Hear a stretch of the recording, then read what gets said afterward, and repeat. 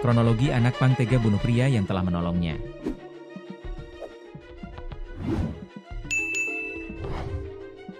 Peribahasa air susu dibalas air tuba sangat menggambarkan peristiwa ini.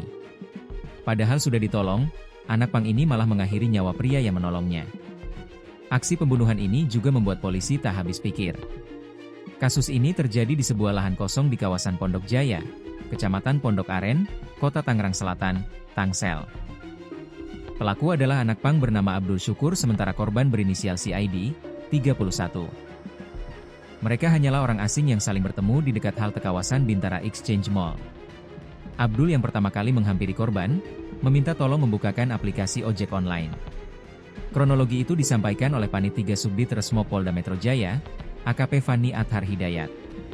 Dia, tersangka, dengan korban tidak kenal sebelumnya.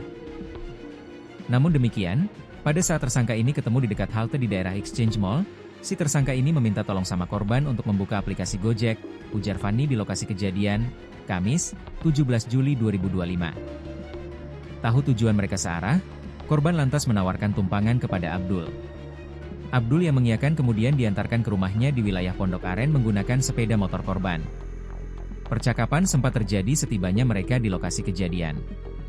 Kemudian, korban diajak tersangka ke sebuah lahan kosong yang tak jauh dari pemukiman warga.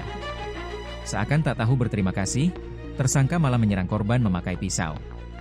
Korban ini sebenarnya orang baik. Dia menolong tersangka untuk mengantarkan pulang ke rumah, tapi malah diserang dan dibunuh, kata Fani dilansir dari kompas.com. Ternyata, pisau tersebut sudah dibawa Abdul Syukur dari rumah sebelum bertemu korban.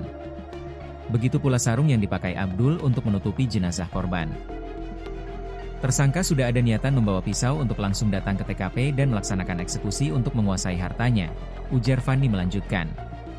Setelah menghabisi nyawa, Abdul memang mengambil dompet, gawai, STNK, kunci, dan sepeda motor korban. Abdul lalu melarikan diri bersama motor korban dan bersembunyi di wilayah Bekasi Barat, Jawa Barat. Abdul akhirnya ditangkap polisi pada Selasa, 15 Juli 2025, sekitar pukul 20.58 WIB di Jalan Lapangan Bola, RT 01 RW 15, Kelurahan Keranji, Kecamatan Bekasi Barat, Kota Bekasi.